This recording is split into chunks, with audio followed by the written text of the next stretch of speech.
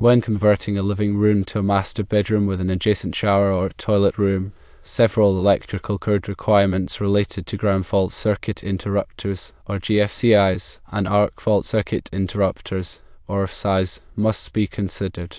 These requirements ensure electrical safety, especially in potentially wet locations like bathrooms. Firstly, let's address the GFCI requirement for the basin located in the bedroom area. According to electrical codes, the GFCI for the basin should be on an AFCI protected circuit because the basin is located within the bedroom. This means that the circuit protecting the receptacle for the basin needs to have both GFCI and AFCI protection. The GFCI protects against electrical shock, while the AFCI protects against arc faults, which can cause fires. Secondly, consider the shower and toilet room. Since there is no basin in the bathroom, a GFCI is not required for the general bathroom area. However, electrical codes have specific requirements for receptacle outlets in bathrooms, regardless of whether there is a basin. The 2020 National Electrical Code, or NEC, requires a receptacle outlet in bathrooms, even if there is no basin. This outlet must be GFCI protected and located within 3 feet of the edge of the sink basin if one is present, or within 6 feet of the edge of the tub or shower. In this specific case, even though there is no basin in the bathroom, you would still need to install a GFCI protected receptacle outlet within 6 feet of the edge of the shower. This requirement is in place to provide a convenient and safe location for plugging in appliances like hair dryers or electric shavers, reducing the risk of electrical shock. Thirdly, let's talk about the lighting circuits in the bathroom.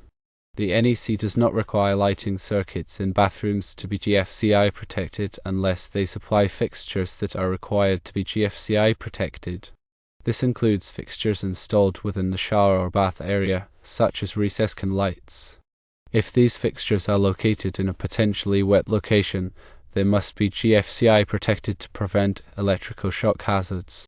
While the NEC does not mandate GFCI protection for all bathroom lighting circuits, it is generally considered a best practice to place these circuits on GFCI protected circuits, even if not required by code. This provides an additional layer of protection against electrical hazards in a wet environment. GFCI protection can significantly reduce the risk of electrical shock if there is a fault in the lighting circuit or a fixture becomes exposed to water. Running the lighting circuits off of the same circuit as the GFCI receptacle is a convenient solution, especially in old work situations. This is permitted by the code and simplifies the wiring process. It ensures that the lighting is GFCI protected without the need for running additional circuits or installing separate GFCI breakers. Understanding the NEC requirements for GFCI and AFCI protection is crucial for ensuring electrical safety in residential settings, especially in areas like bathrooms and bedrooms where the risk of electrical shock or fire may be higher. Always consult with a qualified electrician to ensure that all electrical work is performed in accordance with local codes and regulations. In summary, firstly, the GFCI for the basin in the bedroom should be on an AFCI protected circuit. Secondly, even though there is no basin in the bathroom, a GFCI protected receptacle outlet must be installed within 6 feet of the shower. Thirdly, while not always required, it is best practice to GFCI protect bathroom lighting circuits for added safety.